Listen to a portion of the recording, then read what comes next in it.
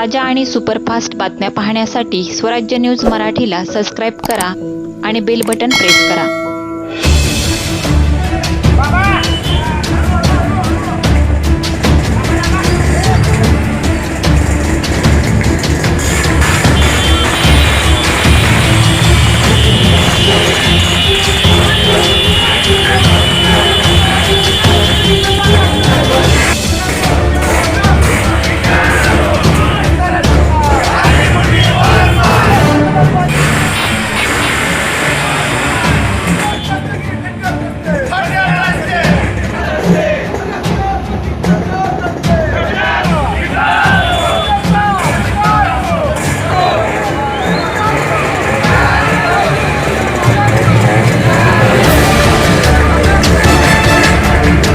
सोलापूर शहर युवकांच्या वतीने जे स्मार्ट सिटीचा अंधाधुंद कारभार चालू आहे त्याचं प्रशासनाचं लक्ष नाही, त्याचं भाजपचे इथले जे सत्ताधारी पक्षाचे पदाधिकारी त्यांचं लक्ष नसल्यामुळे आंधळा कारभार सोलापूर शहरात सगळ्या जनतेला भेटीस धरणारा कारभार चालू असून त्यांचा जाहीर निषेध करत आज युवकांच्या वतीने आम्ही मेडल रेस आम्ही इथं सोलापूर शहर युवकांच्या वतीने नवी पेठेत या भागात केलं आहे।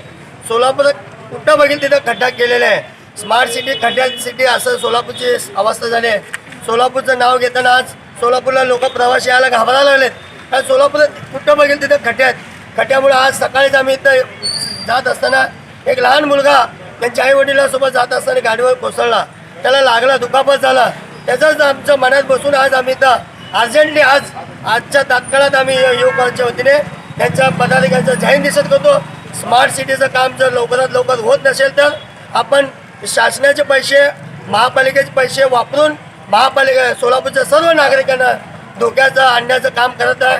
म्हणून मी सोलापूरच्या महापालिकेचे जे पदाधिकारी आहेत त्यांच्या तीव्र शब्दात भाजपचे जे महापौर असतील, स्थायी समितीचे चेअरमन आहे, जे पक्षनेते त्यांचा जाहीरपणे निषेध करतो।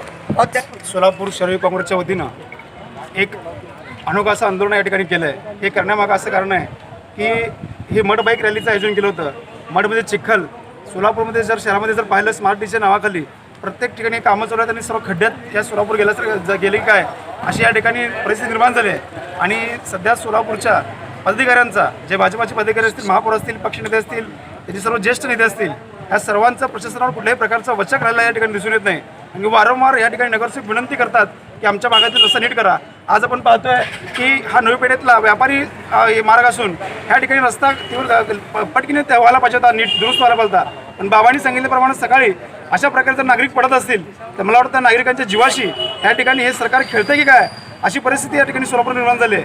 अधिकचं जास्त बोलणार नाही, पण येणाऱ्या काही काळात, एका महिन्याच्या कालावधीमध्ये जर हे रस्ते पूर्ण झाले नाहीत तर युवक काँग्रेस यापेक्षा जास्त तीव्र पद्धतीनं आंदोलन केल्याशिवाय या ठिकाणी राहणार नाही, स्वस्थ बसणार नाही।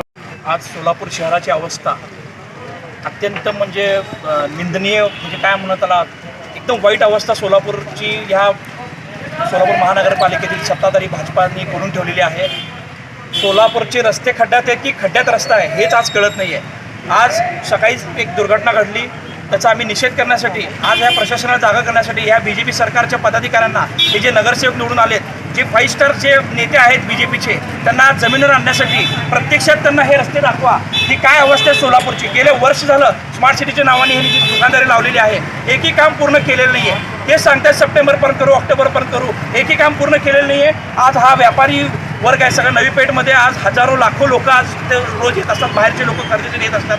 ही जर अवस्था बघितली तर कुठलाही व्यापार नाही आहे। एक तर कोरोनाने संपलेला आहे, नोटबंदीने मोदींनी संपवलेला आहे, आणि व्यापाऱ्यांनी करायचं काय? त्यासाठी आज आम्ही व्यापाऱ्यांच्या वतीने, सर्व सोलापूर शहराच्या वतीने त्यांची समस्या सांगण्यासाठी ह्या BJPच्या पदाधिकाऱ्यांना आम्हाला एक विनंती आहे की लवकरात लवकर हे काम पूर्ण करा, नाहीतर तुमच्या सर्व पदाधिकाऱ्यांना इथं आणून लोळल्याशिवाय आम्ही राहणार नाही, एवढंच सांग। नाव राहुल गोयल, आमचे गेले 60 वर्षापासून गोयल या नावाने प्रसिद्ध आमचं नवी पेठेत व्यवसाय आहे। गेले 60 वर्षापासून आम्ही नवी पेठेत व्यवसाय करतो आहे। असं हा पहिल्यांदाच आम्हाला आयुष्यात बघण्यात आलेला आहे की खड्डा आहे का ते रस्ता आहे हेच कळत नाही। येणारा कस्टमर हा नवी पेठेत या खड्ड्यामुळं पूर्णपणे बंद झालेला आहे।